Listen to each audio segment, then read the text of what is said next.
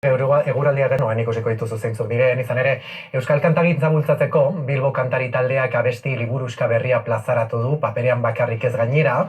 Ehunka lagun batzen zaizkie, zazpi kaleetan irteteen diren bakoitzean. Bilbo Kantariren helburua kaleetan euskarazko abesti herrikoiak abestea da eta noski euskara sustatzea bienen bitartean. Igor Sigero, egunon. Beraiekin zaude, bai ikusten dugun bezala, zuzeneko irudi honetan, aurrera. Bai, hemen gaude, hemen gaude!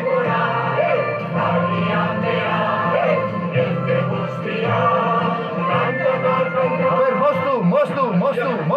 Josu, moztu! Oso ondo izazte, Josu, zer dakazu eskuetan? Josu Zarate, Bilbo Kantari taldekoa, ezta? Bai, horixe. Zer dakazu eskuetan? Bilbo Kantariko liburu atera barria, labetik atera barria. Eta betzar daude, euskal kantuak, ezta? Bai, hori, betikoak eta beste batzu berriagoak eta... Eta berrikuntza batekin ere, bai? Bai, app-an, mobilako app-an daukagu kantari, horre sartu dugu liburuan be bai, QR bat, eta... Uen jarraituko dugu esplikatzen, kantatuko duzu pixka bat? Bai, venga, tira. Azken baten digun 3-4 kantatzuteko, bai? Venga, azkar, venga!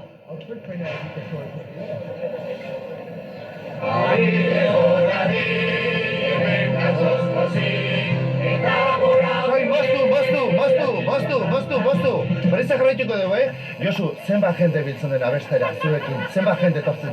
Bueno, gaur hemen lagintxu bat baino ez dago, ze gazteak lanean daude. Gaur libre daudenak, baina 100 gora ibilten gara, bai. Baina, venga, jarraitu abeste, venga, beste abesti bat, bota!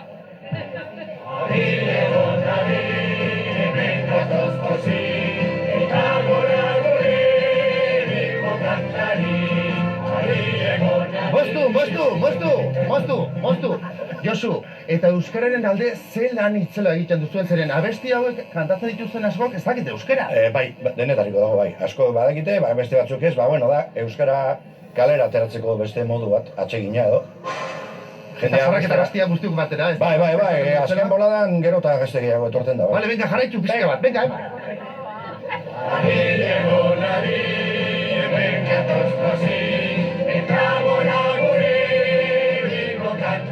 Hortxe ikusten duzu irudia, astero kantari ateratzen dira, Bilbo Kantariko kideak eta moztu beharrean gaude aurrera egin behar dugulako, baina hortxe egiten duten ekarpena euskarari eta euskal abestigintzari. Irudi horrekin amaitzen dugu gaurko saioa, informatiboaren aurretik, baina galdera